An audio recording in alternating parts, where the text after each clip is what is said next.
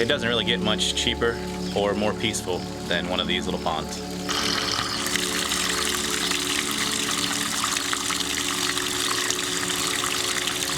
So I just want to start out here by saying that this is not as hard as you think it is. A lot of professionals will tell you need to have someone professional to do it. You can do it rather easily. These ponds are easily managed by a shot vac and a pressure washer. And you can see here, this is me moving the pond out. I pulled it out, put all the gravel out, pressure washed it. We dug this hole by hand, and that's the dirt that came out of it. It wasn't overly difficult. You see the big pile of rock there, getting ready to lay stuff in. And we sculpt everything out so that it's ready to take the liner when it goes in. Now you can see we've placed the liner in. We have a cave for the fish. Caves are really important to keep koi especially safe from cranes and things like that. We used this tractor to be able to set a couple of these rocks. Now if you don't have big rocks, then that's not a problem, but you can see the big waterfall rock right there. That was too big for us to set in by hand.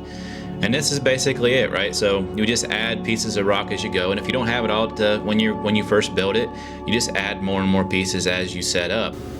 I will say one thing, you can see here we've really added a lot of rock. Don't overstock your fish pond. Now we'll get into the financial side of this, which I think is the hard part, and I'll tell you how I was able to piece this together for so cheap. This koi pond is a really good example of what you can do on a budget. Everything that you can see at this pond, I got for free. The waterfall up here, that bio falls, it was busted on one side. I got it from a landscaper who was throwing it into the dumpster, and I repaired it, put it right here. It's been here for 2 years, no problems. All the rock that's here was all sourced from local farm fields. Let's see, the pump that was in the chamber house right here, I got that for free, and then ended up I had to replace the the thing inside it. I had to replace the impeller on that pump. That cost me like 20 bucks. That's 20 bucks for the pump. The only thing we had to buy is the thing that you can't see here, which was the liner. That liner ended up costing me like $140 at the time. The price has gone up recently, so they're a little more expensive now. But that's it. You know, I built this whole pond for right at $165. Yeah. And that includes the fish inside of it. These lilies right here, they normally run about $50 a piece. I don't know what they are now, but these all came for free. You know, I went in and cleaned up this guy's pond, ended up splitting out his plants, took the lilies and the hyacinths that you see sitting in here.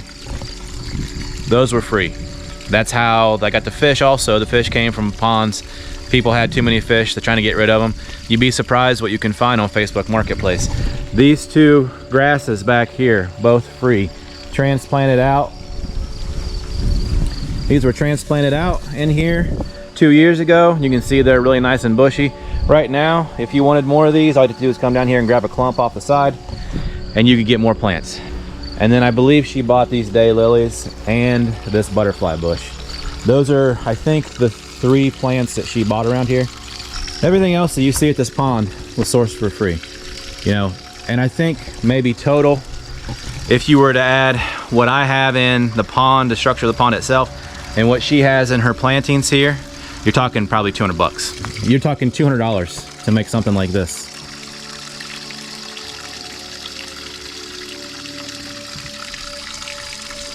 And the thing that you really need to remember is you cannot treat these projects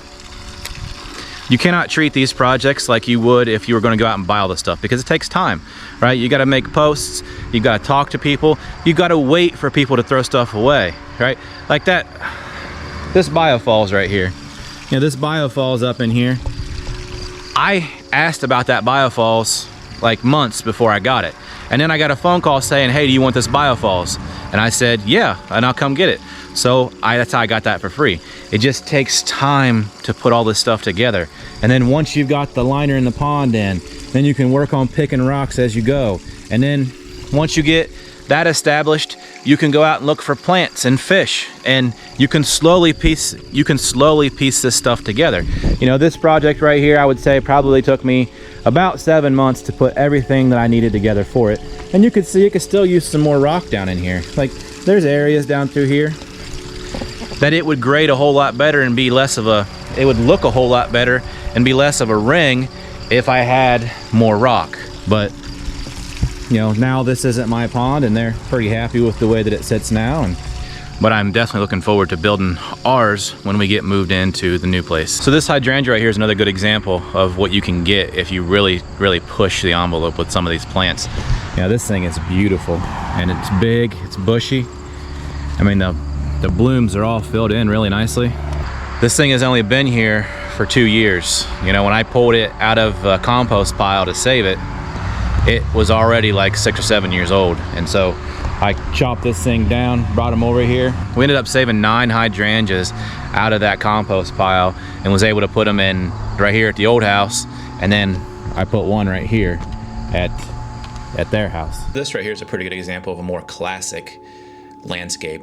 Now, this was our old homestead that we sold last year. Pretty much everything you see here in this picture was sourced for free.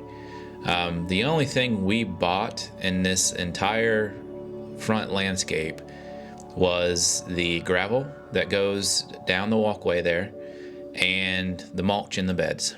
And we bought the mulch in the beds later in the season once it went on sale. Total, we had $170 in this landscape.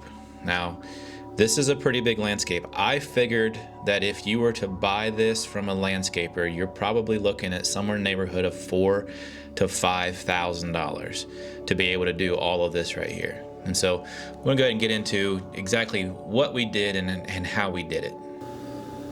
So these are the before pictures here, and you can see there was nothing there. There was a little concrete sidewalk that led up to the front porch and just a bunch of grass and risers for the septic system.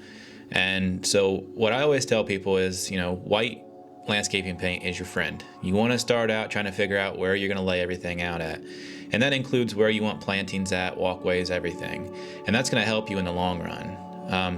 Well, I didn't really know what plants we were going to get here, but we knew that we were going to do something in certain areas. And so you can see right here, we got hostas. We got these from Aaron's mom, and we were able to put them underneath the shade right here, and they did really well right there.